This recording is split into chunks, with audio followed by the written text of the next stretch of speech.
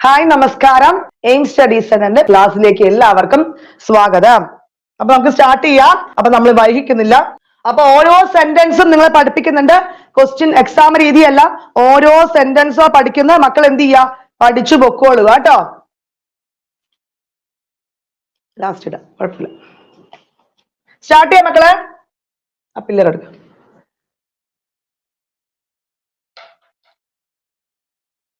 അപ്പൊ first question എന്താ മക്കളെ, പറഞ്ഞേ. എന്റെ ഒപ്പം പഠിച്ചു പൊക്കോളണം കേട്ടോ. ഓരോ ചോദ്യങ്ങളും എന്റെ ഒപ്പം പഠിച്ചു പൊക്കോളണം. എല്ലാം തന്നെ എന്താണ്, SCRTലെ ഓരോ സെന്റൻസും ഞാൻ ഇവിടെ എടുത്തിട്ടുണ്ട്. ഓരോ സെന്റൻസും എടുത്തിട്ടുണ്ട്. അത്രയും പണി എടുത്തിട്ട് തന്നെയാണ് ഇവിടെ വന്ന് നിൽക്കുന്നത്. അത്രയും പണി എടുത്തിട്ടാണ് നിങ്ങൾക്ക് ഞാൻ ഫ്രീ ആയി തരുന്നത്. അപ്പൊ എന്ത് ചെയ്യുക, പഠിച്ചു പോവുക, പഠിച്ചു പോവുക, പഠിച്ചു പോവുക. UP കയ്യിൽ നിന്ന് മിസ്സായ പോലെ നമ്മുടെ കയ്യിൽ നിന്ന് SP പോവാൻ പാടില്ല. LP ഒരിക്കലും ഇത്രയും ടൈറ്റ് നിങ്ങൾക്ക് ഇൻഡയറക്റ്റ് ആയിട്ടൊന്നും ചോദിക്കില്ല എന്ന് ഉറപ്പാണ്. അത്യാവശ്യം സിമ്പിൾ പരീക്ഷ തന്നെയായിരിക്കും. ഞാൻ ഉറപ്പ് പറയാണ്, ടെൻഷൻ ആവണ്ട. പരീക്ഷ ദിവസം വരെ നിന്റെ കൂടെ, നിങ്ങളുടെ ഓരോരുത്തരുടെ കൂടെയും ഞാൻ ഉണ്ടാവും. ക്ലിയർ ആണോ? ഓക്കെ. SCRT ഫുൾ ചാപ്റ്റർ ഞാൻ കവർ ചെയ്തു തരാം കേട്ടോ. സ്റ്റാർട്ട് ചെയ്യാം, സമയം കളയുന്നില്ല. അപ്പൊ ഓരോന്ന് വായിച്ചോളൂ. ഞാൻ ഓരോന്നും ആൻസർ കൂടി ഇട്ടിട്ടുണ്ട്, നിങ്ങൾക്ക് കിട്ടാൻ വേണ്ടി. എന്നോടൊപ്പം വായിച്ചു പോവുക. അതുമായി ബന്ധപ്പെട്ട റിലേറ്റഡ് ഫാക്ട്സ് ഒക്കെ ഞാൻ പറഞ്ഞുതരാം കേട്ടോ. എന്താണ് ഫസ്റ്റ് ക്വസ്റ്റ്യൻ? എന്താണ്? ചെറിയ വസ്തുക്കളെ വലുതാക്കി കാണാൻ ഉപയോഗിക്കുന്ന ഉപകരണമാണ് മൈക്രോസ്കോപ്പ്. നിങ്ങൾക്ക് അറിയുമായിരിക്കും, പക്ഷെ ഏറ്റവും കൂടുതൽ നെഗറ്റീവ് അടിച്ചും ഈ ചോദ്യങ്ങൾ തന്നെയാണ്. എന്ത് ചെയ്യുക, ഒന്നും കൂടെ മനസ്സിലാക്കി പോവുക. ചെറിയ വസ്തുക്കളെ വലുതാക്കി കാണാൻ ഉപയോഗിക്കുന്ന ഉപകരണമാണ് എന്ത്? മൈക്രോസ്കോപ്പ് എന്ന് പറഞ്ഞത് അല്ലെ. അങ്ങനെയാണെങ്കിൽ കോശം കണ്ടുപിടിച്ചത് ആരാ മക്കളെ? കോശം കണ്ടുപിടിച്ചത് ആരാ മക്കളെ? കോശം റോബർട്ട് ഹുക്ക് ആണ്. ആരാണ്? റോബർട്ട് ഹുക്ക് ആണ് അല്ലെ. റോബർട്ട് ഹുക്ക് ആണ് അല്ലെ. റോബർട്ട് ഹുക്ക് അല്ലെ. എന്താണ്, സൈറ്റോളജിയുടെ പിതാവ് എന്നറിയപ്പെടുന്ന ആരാ മക്കളെ? റോബർട്ട് ഹുക്ക് ആണ് അല്ലെ. മൈക്രോസ്കോപ്പിന്റെ സഹായത്താൽ ആദ്യമായി കോശങ്ങളെ നിരീക്ഷിച്ചത് ആരാണ്? റോബർട്ട് ഹുക്ക് ആണ്. മൈക്രോസ്കോപ്പിന്റെ സഹായത്താൽ ആദ്യമായിട്ട് കോശങ്ങളെ നിരീക്ഷിച്ചത് ആരാണ്? റോബർട്ട് ഹുക്ക് ആണെന്നും കൂടി മനസ്സിലാക്കി വെക്കുക. ക്ലിയർ ആണോ? ഓക്കെ. മൈക്രോഗ്രാഫിയ എന്ന പുസ്തകം രചിച്ചത് ആരാണ്? റോബർട്ട് ഹുക്ക് ആണ്. ക്ലിയർ ആണോ? മൈക്രോഗ്രാഫിയ എന്ന പുസ്തകം രചിച്ചത് ആരാണ്? റോബർട്ട് ഹുക്ക് ആണെന്ന് മനസ്സിലാക്കി വെക്കുക. ഇത്രയും കാര്യങ്ങൾ മനസ്സിലാക്കിയോ? ക്ലിയർ ആണോ? എങ്ങനെയാണ് ഈ മൈക്രോഗ്രാഫിയ എന്ന പുസ്തകത്തിൽ കോശത്തിന്റെ ഘടന ആദ്യമായി ചിത്രീകരിച്ച പുസ്തകമാണ് എന്ത്? മൈക്രോഗ്രാഫി. എന്താണ്? കോശത്തിന്റെ ഘടന ആദ്യമായിട്ട് ചിത്രീകരിച്ച പുസ്തകമാണ് എന്ത്? മൈക്രോഗ്രാഫിയ എന്ന് മനസ്സിലാക്കിക്കോ. ക്ലിയർ ആയോ? ഓരോ ക്വസ്റ്റ്യനും ക്ലിയർ ആയിട്ട് ഞാൻ അടുത്ത ചോദ്യത്തിൽ പോകുള്ളൂ. ക്ലിയർ ആണോ? ഓക്കെ ആണോ? എടാ മക്കളെ ഒന്ന് ചിരിച്ചേ, മസിൽ പിടിച്ച് എന്റെ ക്ലാസ്സിലേക്ക് ഇരിക്കണ്ട. ഒന്ന് ലൈക്ക് കമന്റ് ഇട്ടേ. ഓക്കെ.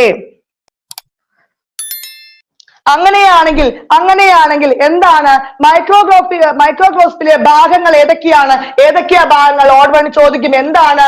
ഐപീസ്, നോബുകൾ, ഒബ്ജക്റ്റീവ് ലെൻസ്, സ്റ്റേജിംഗ് ടിപ്പും കണ്ടൻസർ മിറർ. ക്ലിയർ ആണോ? എന്തൊക്കെയാണ്? ഐപീസ് ഉണ്ട്, നോബുകൾ ഉണ്ട്, ഒബ്ജക്റ്റീവ് ലെൻസ് ഉണ്ട്, സ്റ്റേജിംഗ് ക്ലിപ്പും ഉണ്ട്, കണ്ടൻസർ ദെൻ മിറർ. ഇത്രയും കാര്യങ്ങൾ മനസ്സിലായോ? ഓക്കെ ആണോ? എന്താണ്? ഒന്നിൽ കൂടുതൽ ലെൻസുകൾ ഉപയോഗിക്കുന്ന മൈക്രോസ്കോപ്പുകളാണ് എന്ത്? Compound microscope. ഏത് ചാപ്റ്റർ ആണ്?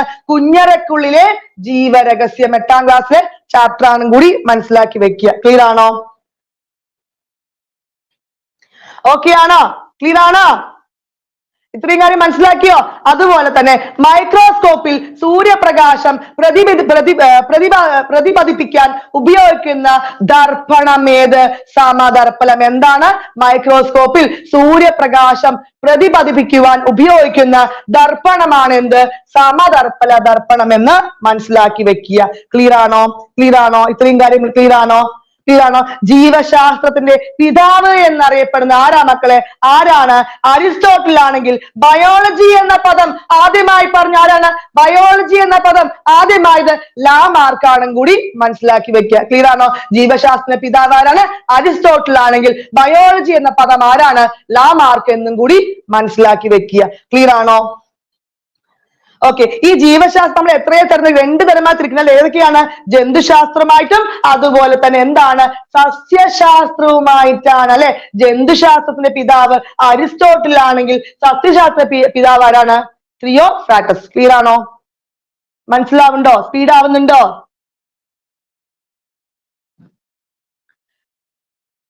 എടാ മക്കളെ മനസ്സിലാവുന്നുണ്ടോ? ഓക്കെ, നിങ്ങൾ ഞാൻ പെട്ടെന്ന് പറഞ്ഞു പോകും, ഒരുപാട് കാര്യം നമുക്ക് പഠിക്കാനുള്ള കേട്ടോ, മനസ്സിലാക്കി വെക്കുക. ഓക്കെ ആണോ? ജീവികളുടെ ഘടനാപരവും ജീവധർമ്മപരവുമായ അടിസ്ഥാന ഘടകം എന്ന് പറയുന്നത് എന്താണ്? എന്താണ്?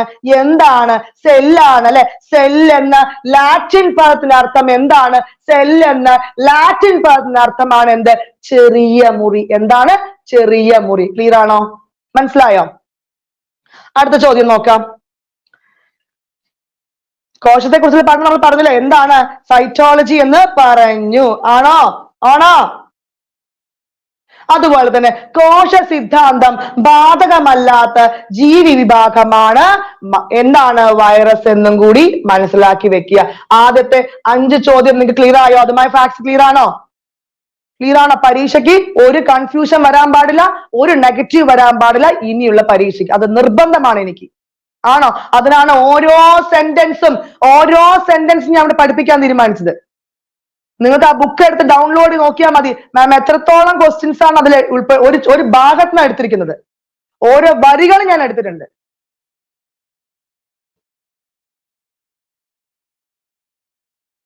എല്ലാവർക്കും ഈ ടോപ്പിക് ഉണ്ട്. LPP LD എല്ലാവർക്കും ഉണ്ട്. ഇന്നവർക്ക് ഒന്നുമില്ല. ഓക്കെ ആണോ? ഓക്കെ, അടുത്ത ചോദ്യം എന്താണ്? എന്താ പറഞ്ഞ? പ്രകാശ നിരീക്ഷണ വസ്തുവിൽ കേന്ദ്രീകരിക്കാൻ സഹായിക്കുന്ന മൈക്രോസ്കോപ്പിലെ ഭാഗം എന്താണ്? എന്താണ്? പ്രകാശ നിരീക്ഷണ വസ്തുവിൽ കേന്ദ്രീകരിക്കാൻ സഹായിക്കുന്ന മൈക്രോസ്കോപ്പിലെ ഭാഗം എന്താ മക്കളെ എന്നാ ചോദ്യം. എന്താണ്? കണ്ടൻസർ. എന്താണ്? കണ്ടൻസർ. എന്താണ്? കണ്ടൻസർ. എന്താണ്? കണ്ടൻസർ. ഓക്കെയാണ്. പ്രകാശ തീവ്രത ക്രമീകരിക്കാൻ സഹായിക്കുന്ന ഭാഗം എന്താണ്? ഡൈഫ്രം ആണ്. എന്താണ്? പ്രകാശ തീവ്രത ക്രമീകരിക്കാൻ സഹായിക്കുന്ന ഭാഗം എന്ന് പറയുന്നത് ഡൈഫ്രം ആണെന്നും കൂടി മനസ്സിലാക്കി വെക്കുക. ക്ലിയർ ആണോ? അങ്ങനെയാണെങ്കിൽ ഒബ്ജക്റ്റീവിലും ഐപീസിലുമുള്ള സംഖ്യകളുടെ ഗുണനഫലമാണ് മൈക്രോസ്കോപ്പിന്റെ ആവർത്തന ശേഷി. വളരെ ഇമ്പോർട്ടന്റ് ആണ്. എന്താണ്? എന്താ പറഞ്ഞ നോക്കിയോ? ഓരോ ക്വസ്റ്റ്യൻ നോക്കിയോ? എന്താണ്? ഒബ്ജക്റ്റീവിലും ഐപീസിലുമുള്ള സംഖ്യകളുടെ ഗുണനഫലമാണ് മൈക്രോസ്കോപ്പിന്റെ ആവർത്തന ശേഷി. എന്താണ്? ആവർത്തന ശേഷി. ക്ലിയർ ആണോ? ക്ലിയർ ആണോ? ഓക്കെ,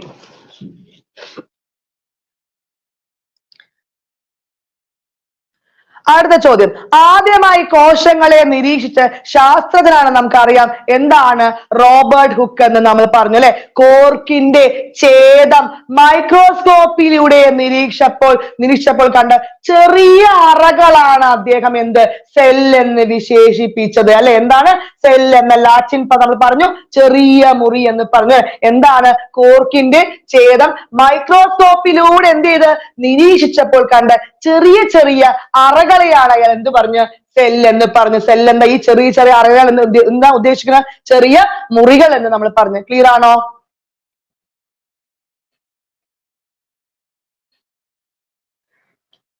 അതുപോലെ ജീവനുള്ള കോശം ആദ്യമായി കണ്ടെത്തിയത് ആരാ മക്കളെ? ജീവനുള്ള കോശം ആദ്യമായി കണ്ടെത്തിയതാണ് ആന്റോ വൻ ലുവൻഹുക്ക് എന്നും കൂടി മനസ്സിലാക്കി വെക്കുക. ദെൻ കോശ സിദ്ധാന്തം ആവിഷ്കരിച്ച് ജേക്കബ് സ്ലീഡനും തിയോഡർ ഷാനുമാണെന്ന് ഓർത്തു വെക്കുക. കോശത്തെ കുറിച്ചുള്ള പഠനമാണ് എന്താണ്? കോശ പഠനത്തെ കുറിച്ച് ശാസ്ത്രശാഖയാണ് എന്താണ്? സെൽ ബയോളജി അല്ലെ. എന്താണ്? Cell biology. ബയോളജി എന്ന പദം നമ്മൾ പറഞ്ഞു ലാമാർക്കാണെന്ന് പറഞ്ഞു. കോശ പഠനത്തെ കുറിച്ചുള്ള ശാസ്ത്രശാഖയാണെന്ത്? സെൽ ബയോളജി അല്ലെ. കോശ വിജ്ഞാനീയം. ക്ലിയർ ആണോ? കോശ വിജ്ഞാനീയം. ക്ലിയർ ആണോ? കോശ വിജ്ഞാനീയം. ക്ലിയർ ആണോ? കോശ കേന്ദ്രം അല്ലെങ്കിൽ ന്യൂക്ലിയസ് കണ്ടെത്തിയത് നമുക്കറിയാം റോബർട്ട് ബ്രൗൺ ആണ് 1831. കോശം എന്താണ്? കോശ കേന്ദ്രം അല്ലെങ്കിൽ ന്യൂക്ലിയസ് കണ്ടെത്തിയത് റോബർട്ട് ബ്രൗൺ ആണ് 1831. ക്ലിയർ ആണോ?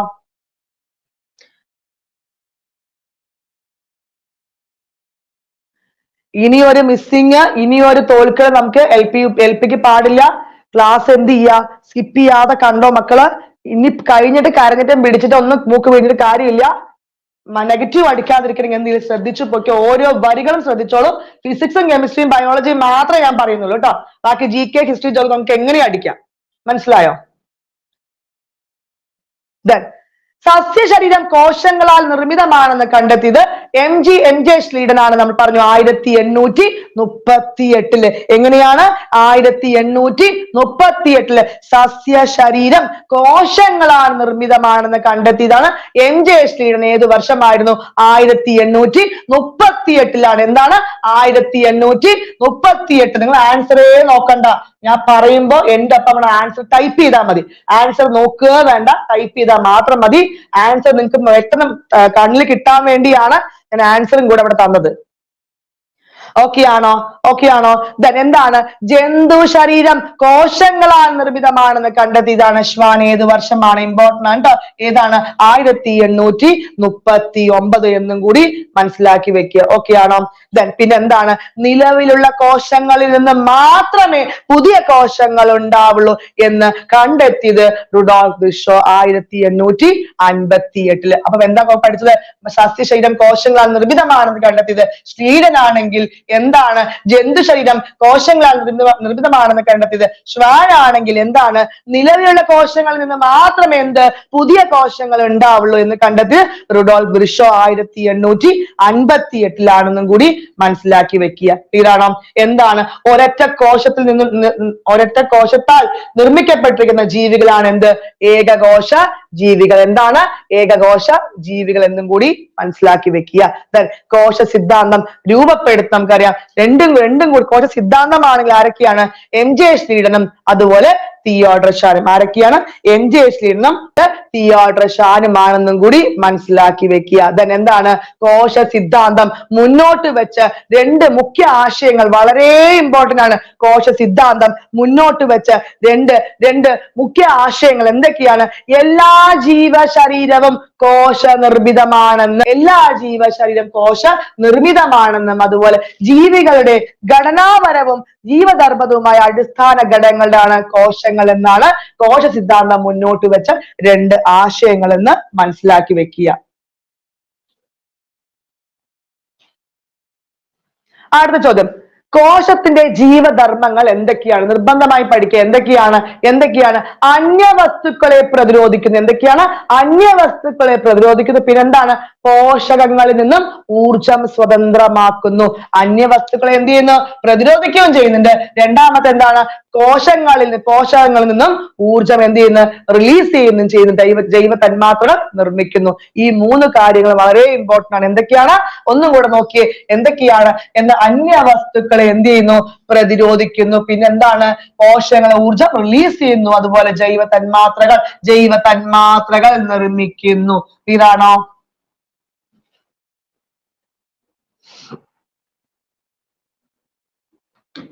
മനസ്സിലായോ? അടുത്ത ചോദ്യം എന്താണ്? കോശതലത്തിലുള്ള എല്ലാ പദാർത്ഥങ്ങളെയും ചേർന്ന് അറിയപ്പെടുന്ന നമുക്കറിയാം ജീവദ്രവം എന്ന്. എന്താണ്? കോശത്തിന്റെ തരത്തിലുള്ള എല്ലാ പദാർത്ഥങ്ങളെയും ചേർന്ന് അറിയപ്പെടുന്ന എന്താണ്? ജീവദ്രവ്യം എന്ന് നമ്മൾ പറയുന്നു. ക്ലിയർ ആണോ?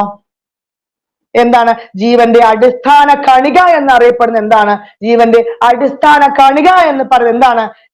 ജീവദ്രവ്യം പ്രോട്ടോപ്ലാസം കേട്ടോ. എന്താണ്? പ്രോട്ടോപ്ലാസം ആണ്. പ്രോട്ടോപ്ലാസം.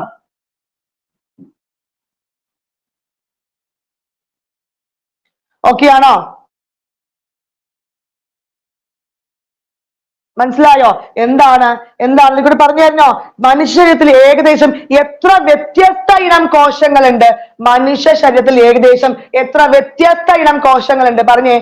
ഏകദേശം എത്ര വ്യത്യസ്ത ഇനം കോശങ്ങളുണ്ട്? പറഞ്ഞേ. എത്രയുണ്ട്? 200 ആണ് കേട്ടോ. എത്രയാണ്? 200 ആണെന്നും കൂടി മനസ്സിലാക്കി എത്ര വ്യത്യസ്ത ഇനം കോശങ്ങളുണ്ട്? 200 എന്നും കൂടി മനസ്സിലാക്കി വെക്കുക. ക്ലിയർ ആണോ?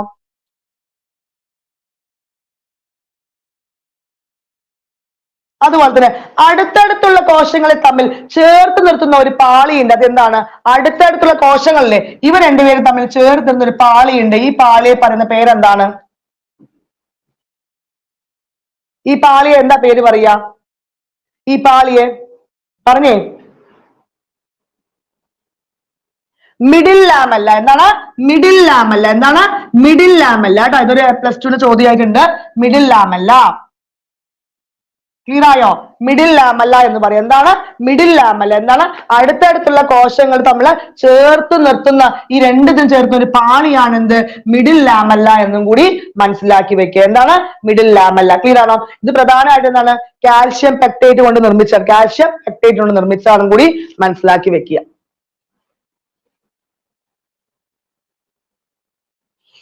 പിന്നെന്താണ് കോശത്തിന്റെ ഏറ്റവും പുറമേയുള്ള ഭാഗം എന്താണ്? കോശത്തിന്റെ ഏറ്റവും പുറമേയുള്ള ഭാഗം ഏതാണ് കോശസ്തരം അല്ലെങ്കിൽ സെൽ മെംബ്രെയിൻ എന്നും കൂടി മനസ്സിലാക്കി വെക്കുക. ക്ലിയർ ആണോ? ശരീര നിർമ്മാണത്തിന് അടിസ്ഥാന ഘടകം എന്താണ്? നമ്മുടെ ശരീരമില്ലേ, ശരീര നിർമ്മാണത്തിന് അടിസ്ഥാന ഘടകം എന്താണ്? എല്ലാം ഈ പ്രോട്ടോപ്ലാസം ആണെന്ന് കൂടി ഓർത്ത് വെക്കുക കേട്ടോ. അപ്പൊ ഈ ഒരു ഭാഗത്ത് നിന്ന് ചോദ്യങ്ങൾ വന്നാൽ എങ്ങനെ ചോദിച്ചാലും മുഴുവൻ ഫാക്ട്സ് നമുക്ക് ഇവിടെ അടിക്കുന്നുണ്ട്. ക്ലിയർ ആണോ? എന്താണ് ഒരു ഉഷാറില്ലാത്തത്? എന്താണ്? അയ്യേ, എന്റെ ക്ലാസ്സിൽ ഇങ്ങനെ ഇരുന്നാൽ എനിക്ക് ശരിയാവില്ല കേട്ടോ. എന്റെ ക്ലാസ് ഇരിക്കുമ്പോ മുഴുവൻ ഫാക്ട്സും അവിടെ കിട്ടിയിരിക്കണം നിങ്ങക്ക്. ഉഷാറ് പോയോ? ആണോ? അതുപോലെ തന്നെ മൈറ്റോകോൺട്രിയൻ എന്താണ്? മൈറ്റോകോൺട്രിയൻ ഇമ്പോർട്ടന്റ് ആണ്. എന്താണ് മൈറ്റോകോൺട്രിയൻ? പറഞ്ഞേ മക്കളെ, പറഞ്ഞേ, ഓരോന്നും പറഞ്ഞേ. കോശത്തിലെ ഊർജ നിലയം അല്ലെ, കോശത്തിലെ ഊർജ നിലയമാണ് എന്ത് മൈറ്റോകോൺട്രിയൻ എന്ന് മനസ്സിലാക്കി വെക്കുക.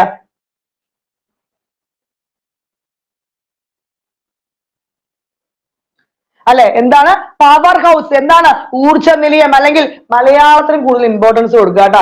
ഇംഗ്ലീഷിന് അവിടെ കേട്ടണ്ട, കാരണം പരീക്ഷയ്ക്ക് പക്ക മലയാളം ആവുമ്പോഴേ അപ്പൊ കുറച്ച് ബുദ്ധിമുട്ടാണ്. എനിക്ക് ഇംഗ്ലീഷ് പറയാൻ അറിയാതെയല്ല, അതാണ് ഞാൻ ഊർജ നിലയം പറഞ്ഞപ്പോ പവർ ഹൗസ് എന്ന് ഇംഗ്ലീഷ് പറഞ്ഞു, പക്ഷെ മലയാളത്തിന് അവിടെ ഇമ്പോർട്ടൻസ് കൊടുക്കുക കേട്ടോ, പ്രത്യേകിച്ചും LP ആവുമ്പോ. ഓക്കെ ആണോ? ഊർജ നിർമ്മാണത്തിനും സംഭരണത്തിനും സഹായിക്കുന്നത് ഏതാണ് എന്ന് ചോദിച്ചാൽ മക്കൾ എന്ത് ചെയ്യുക? ഒന്നും നോക്കണ്ട, അവിടെ മൈറ്റോകോൺട്രിയൻ എന്നും കൂടി മനസ്സിലാക്കി വെക്കുക. എന്താണ് മൈറ്റോകോൺട്രിയൻ? ക്ലിയർ ആണോ? മനസ്സിലായോ നിങ്ങൾക്ക്? അതുപോലെ തന്നെ എന്താണ് ഊർജാവശ്യം കൂടുതലുള്ള കരള്, തലച്ചോറ്, പേശികൾ എന്നിവയിലെ കോശങ്ങൾ കൂടുതലായി കാണപ്പെടുന്നത് ഏതാണ്? മൈറ്റോകോൺട്രിയൻ എന്നും കൂടി മനസ്സിലാക്കി വെക്കുക. അപ്പൊ കോശത്തിന്റെ ഊർജ നിലയമാണ്. പിന്നെന്താണ്? ഊർജ നിർമ്മാണത്തിനും സംഭരണത്തിനും സഹായിക്കുന്ന ഏതാണ് എന്ന് എക്സാമിന് ചോദിച്ചാൽ മൈറ്റോകോൺട്രിയൻ ആണെന്നും കൂടി മനസ്സിലാക്കി വെക്കുക. ക്ലിയർ ആണോ? അതുപോലെ തന്നെ എന്താണ് ഊർജാവശ്യം കൂടുതലുള്ള ഏറ്റവും കൂടുതൽ ആവശ്യം എന്താണ്? കരള്, അതുപോലെ തലച്ചോറ്, പേശികൾക്കെല്ലാം എന്നിൽ കോശങ്ങൾ കൂടുതലായും കാണപ്പെടുന്ന ഏതാണ് ചോദിച്ചാൽ മൈറ്റോകോൺട്രിയൻ ആണെന്നും കൂടി മനസ്സിലാക്കി വെക്കുക.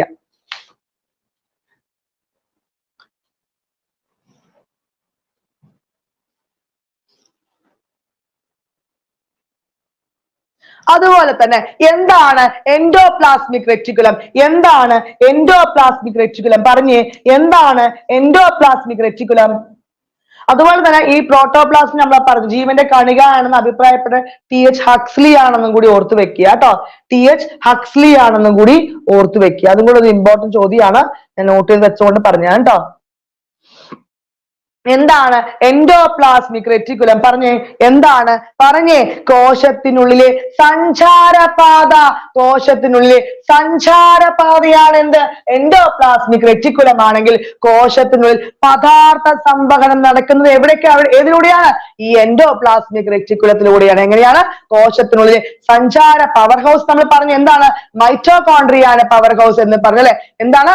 മൈറ്റോകോൺട്രിയ പവർ ഹൗസ് ആണെങ്കിൽ എൻഡോപ്ലാസ്മിക് റെറ്റിക്കുലം എന്താണ്? കോശത്തിനുള്ളിലെ സഞ്ചാരപാതയാണെന്നും കൂടി മനസ്സിലാക്കി വെക്കുക. കോശത്തിനുള്ളിൽ പദാർത്ഥ സംവഹനം ഒക്കെ നടക്കുന്ന എവിടെയാണ്?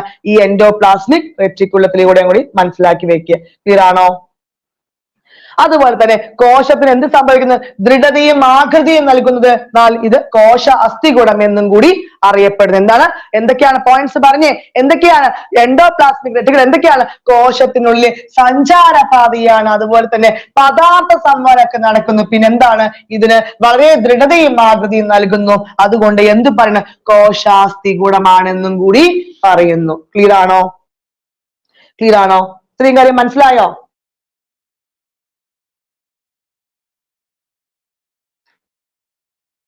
അടുത്തിലേക്ക് പോട്ടെ.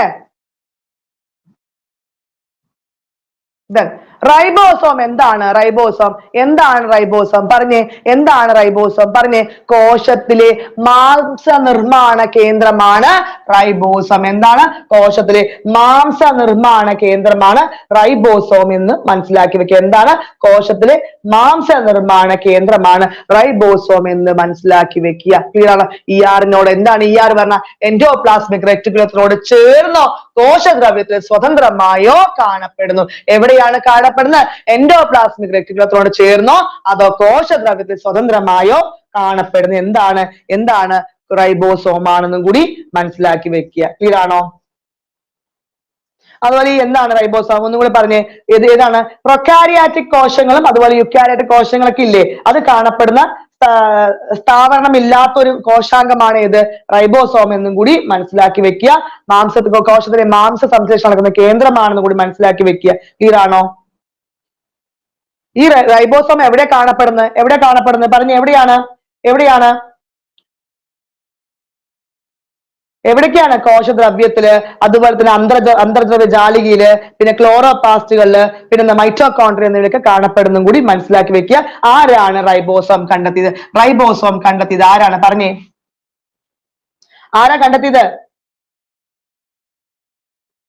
ആരാണ്? അറിയോ? ജോർജ് എമിൽ പലേഡ്. ആരാണ്? ജോർജ് എമിൽ പലേഡ് ആണ്. 1853 അല്ലേ? 1953.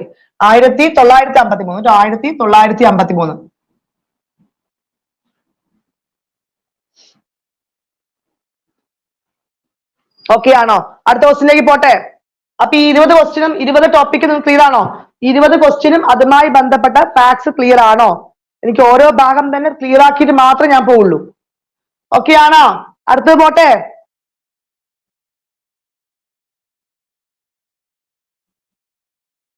നിങ്ങൾ റെഡി പറ മക്കളെ. ഈ ക്ലാസ് വേണ്ടേ?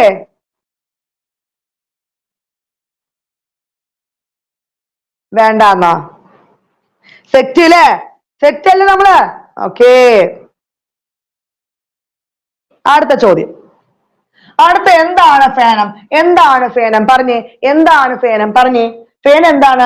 എന്താണ്? ടോണോപ്ലാസ്റ്റ് എന്നാല് സവിശേഷ സ്ഥലത്താൽ ആവരണം ചെയ്യപ്പെട്ടിരിക്കുന്നതാണ് എന്ത്?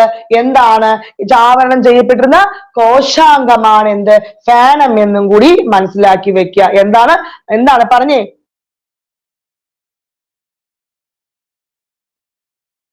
എന്താണ് ഫേനം പറഞ്ഞേ? എന്താണ്?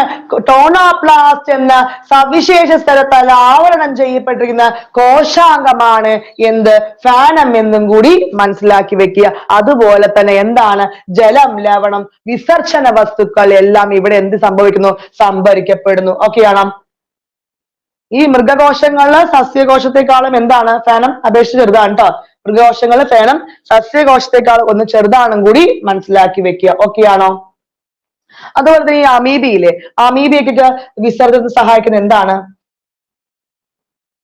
അമീബികളില് ഈ വിസർജനത്തിനൊക്കെ സഹായിക്കുന്നത് എന്താണ്? സങ്കോച ഫേനമാണ്. ചോദിച്ചിട്ടുണ്ട്. എന്താണ്? സങ്കോച ഫേനമാണ്. അതും കൂടെ മനസ്സിലാക്കി വെക്കുക കേട്ടോ. ക്ലിയർ ആണോ? ജന്തുക്കളിൽ മാത്രം കാണപ്പെടുന്ന കോശാംഗം ഏതാണ്? ജന്തുക്കളിൽ മാത്രം കാണപ്പെടുന്ന സെൻട്രോസോമും ലൈസോസോമും. എന്തൊക്കെയാണ്? സെൻട്രോസോമും റൈബോസോം അല്ല, സെൻട്രോസോമും ലൈസോസോമും. എന്താണ്? ലൈസോസോം. എന്താണ് ലൈസോസോം? അന്യവസ്തുക്കൾ നശിപ്പിക്കാൻ വേണ്ട ഡൈജസ്റ്റീവ് എൻസൈം ഇല്ലേ, അത് അടങ്ങിയിരിക്കുന്ന കോശാംഗമാണ് എന്ത്? ലൈസോസോം എന്നും കൂടി മനസ്സിലാക്കി വെക്കുക. ഓക്കെ ആണോ? ഈ ലൈസോസോം ദഹിപ്പിക്കുന്ന പ്രക്രിയ എന്താണ്? ഓട്ടോഫാഗി. എന്താണ്? ഓട്ടോഫാഗി. എന്താണ്? ഓട്ടോഫാഗിയാണ് കേട്ടോ. ആരാ ലൈസോസോം കണ്ടുപിടിച്ചത്? Christian de Duve. ആരാണ്? ക്രിസ്ത്യൻ ഡി ഡ്യൂവ് ആണ്. ആരാണ്? ക്രിസ്ത്യൻ ഡി ഡ്യൂവ് ആണ്. അടുത്ത് ഗോൾഗി കോംപ്ലക്സ്. എന്താണ് ഗോൾഗി കോംപ്ലക്സ്? പറഞ്ഞേ.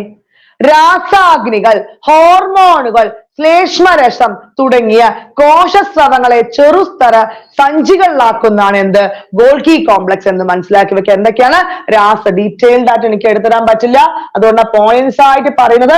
സമയം നമ്മുടെ കയ്യിൽ ഒട്ടും ഇല്ല എന്ന് മനസ്സിലാക്കുക, അല്ലെങ്കിൽ ഞാൻ ഇരുത്തി പഠിപ്പിച്ച് വിട്ടേനെ.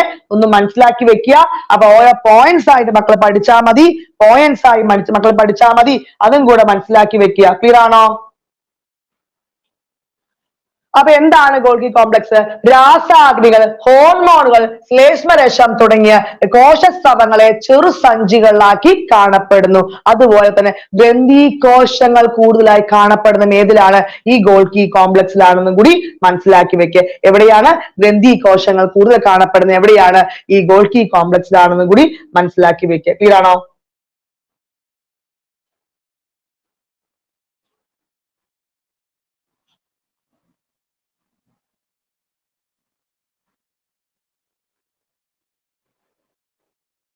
ജീവധർമ്മങ്ങളുടെ നിർവഹണത്തിനായി കോശദ്രവ്യത്തിൽ കാണപ്പെടുന്ന സവിശേഷ ഘടകങ്ങളാണ് എന്ത്?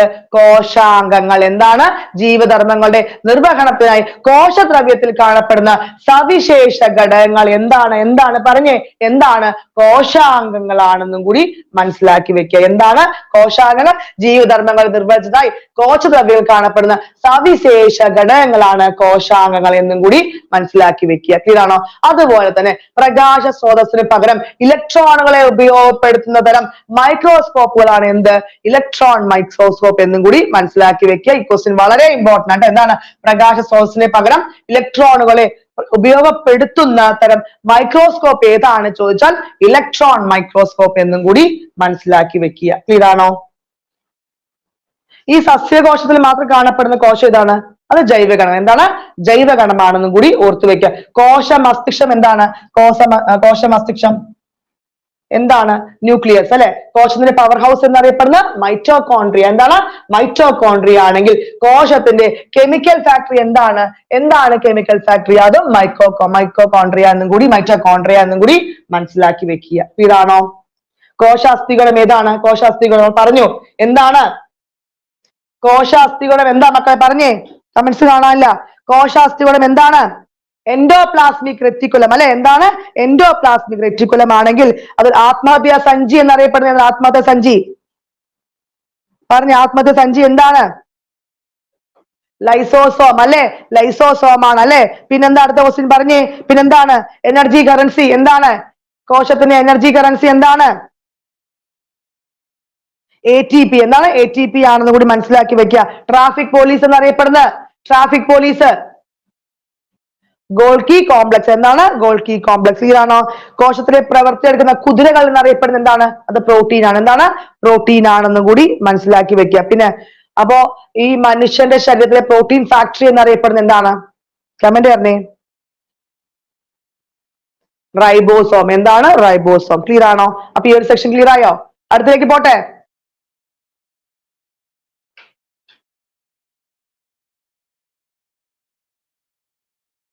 അടുത്ത ചോദ്യം എന്താണ്? എന്താണ് കോശത്തിന്റെ നിയന്ത്രണ കേന്ദ്രം എന്നറിയപ്പെടുന്ന? നമുക്കറിയാം. എന്താണ്? എന്താണ് പറഞ്ഞേ? നിയന്ത്രണ കേന്ദ്രം എന്താണ്? മർമ്മമാണ് അല്ലെ. എന്താണ്? മർമ്മമാണ് അല്ലെ. എന്താണ്? മർമ്മമാണ് എന്ന് മനസ്സിലാക്കി വെക്കുക. ക്ലിയർ ആണോ? അതുപോലെ തന്നെ മർമ്മത്തിനുള്ളിലെ ദ്രാവക ഭാഗം ഏതൊക്കെയാണ്? അറിഞ്ഞിരിക്കണം. മർമ്മത്തിനുള്ളിൽ ദ്രാവക ഭാഗമാണ് ഏത്? മർമ്മദ്രവ്യം. അതുപോലെ തന്നെ എന്താണ്? മർമ്മദ്രവ്യം. എന്താണ്? ന്യൂക്ലിയോപ്ലാസം. എന്താണ്? കോശത്തിനുള്ളിലെ ദ്രാവക ഭാഗമാണ് എന്താണ്? മർമ്മദ്രവ്യം, അല്ലെങ്കിൽ വേറെ പേരെന്താണ്? ന്യൂക്ലിയോപ്ലാസം എന്ന് മനസ്സിലാക്കുക. ക്ലിയർ ആണോ?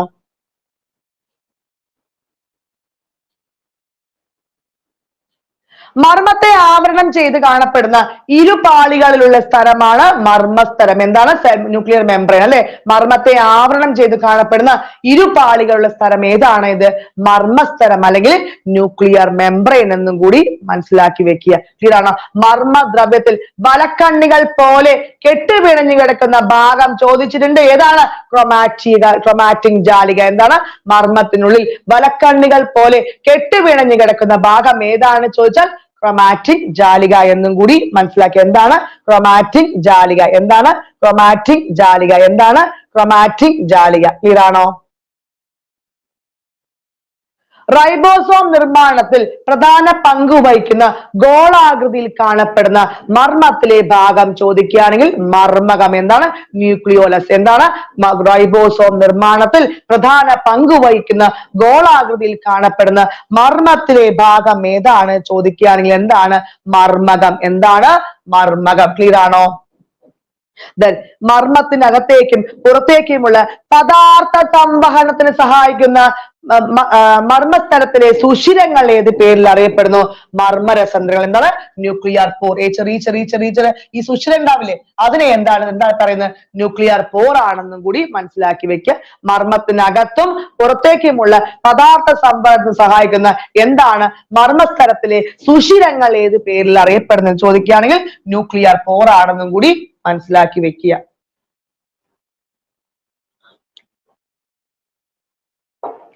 ഞാൻ അപ്പോഴേ പറഞ്ഞു എന്താണ് കോശത്തിലെ മർമ്മമുള്ളത് എന്താണ്? കോശത്തിലെ മർമ്മമുള്ളത് എന്താണ്? എന്താ പറഞ്ഞ കാണപ്പെടുന്ന ജീവികൾ അറിയപ്പെടുന്നത് പ്രൊക്കാരിയാറ്റിൽ. എന്താണ് മർമ്മമുള്ളത്? പ്രൊക്കാരിയ. വ്യക്തമായി ന്യൂക്ലിയസ് ഇല്ലാത്ത കോശങ്ങളാണ് കേട്ടോ. എന്താണ്? വ്യക്തമായിട്ട് ന്യൂക്ലിയസ് ഉണ്ടാവില്ല. അതാണ് എന്താണ് പ്രൊക്കാരിയാറ്റ് എന്നും കൂടി മനസ്സിലായി. എന്താണ്? വ്യക്തമായിട്ട് ഇതിന് ന്യൂക്ലിയസ് ഉണ്ടാവില്ല. അതിന് ഏറ്റവും വലിയ ഉദാഹരണമാണ് എന്താണ്? ബാക്ടീരിയ ഉണ്ട്. അതുപോലെ തന്നെ നീലഹരിത ആൽഗകളില്ലേ, അതൊക്കെ എന്താണ്? പ്രൊക്കാരിയാറ്റ് ആണെന്നും കൂടി മനസ്സിലാക്കി വെക്കുക. തീരാണോ? അങ്ങനെയാണെങ്കിൽ കോശത്തിൽ മർമ്മം കാണപ്പെടുന്ന എന്താണ്? യുക്കാരിയാറ്റുകളാണെന്ന് കൂടി മനസ്സിലാക്കി. മർമ്മം കാണപ്പെടുന്ന യുക്കാരിയാറ്റുകൾ മനസ്സിലാക്കി വെക്കുക. എന്തൊക്കെയാണ്? സസ്യകോശങ്ങള്, അതുപോലെ തന്നെ ജന്തുകോശങ്ങള്, പ്രോട്ടിസ്റ്റകള്, അമീബ ഒക്കെ എന്തൊരു ഉദാഹരണമാണ്? യുക്കാരിയാറ്റുകൾക്ക് ഉദാഹരണമാണെന്നും കൂടി മനസ്സിലാക്കി വെക്കുക. കോശങ്ങൾ തമ്മിലും കോശാംഗങ്ങൾ കോശദ്രവ്യവും തമ്മിലുള്ള പദാർത്ഥ വിനിമയം നിയന്ത്രിക്കുന്ന ജീവസ്തരങ്ങളാണ് എന്താണ്? ഭരണധാര്യ സ്ഥലങ്ങൾ അല്ലെങ്കിൽ സെലക്റ്റീവ് പെർമിയബിൾ മെംബ്രെയിൻ. എന്താണ്? Selective permeable membrane. എന്താണ്? സെലക്റ്റീവ് പെർമിയബിൾ മെംബ്രെയിൻ ആണെന്നും കൂടി മനസ്സിലാക്കി വെക്കുക. ഇത്രയും കാര്യം മനസ്സിലായോ? ഈ രീതിയിൽ പോണോ അതോ വേറെ രീതിയിൽ നിങ്ങൾക്ക് തരണോ? എനിക്കറിയുന്നില്ല. ഞാൻ എന്തുദ്ദേശിച്ചത് ഒരു ടോപ്പിക് എടുത്ത് അതിന് മാക്സിമം കവർ ചെയ്യുക, ഓരോ വരികളും സെന്റൻസ് ഉണ്ടാക്കി തരിക എന്നാണ് ഉദ്ദേശിച്ചത്. അല്ല ഇനി ക്വസ്റ്റ്യൻ രൂപത്തിലാണോ നിങ്ങൾക്ക് വേണ്ടത്? ക്വസ്റ്റ്യൻ രൂപത്തിലാണെങ്കിൽ കുഴപ്പമൊന്നുമില്ല, നമ്മൾ ടൈപ്പ് ചെയ്ത് നിങ്ങൾക്ക് ചെയ്തു തരും. ആൻസർ പറഞ്ഞുകൊണ്ടേ പോകും. ക്വസ്റ്റ്യൻ ചോദിക്കും, ആൻസർ. പക്ഷെ എന്താണ്, നിങ്ങൾക്ക് ഇത്രയും പതിയില്ല.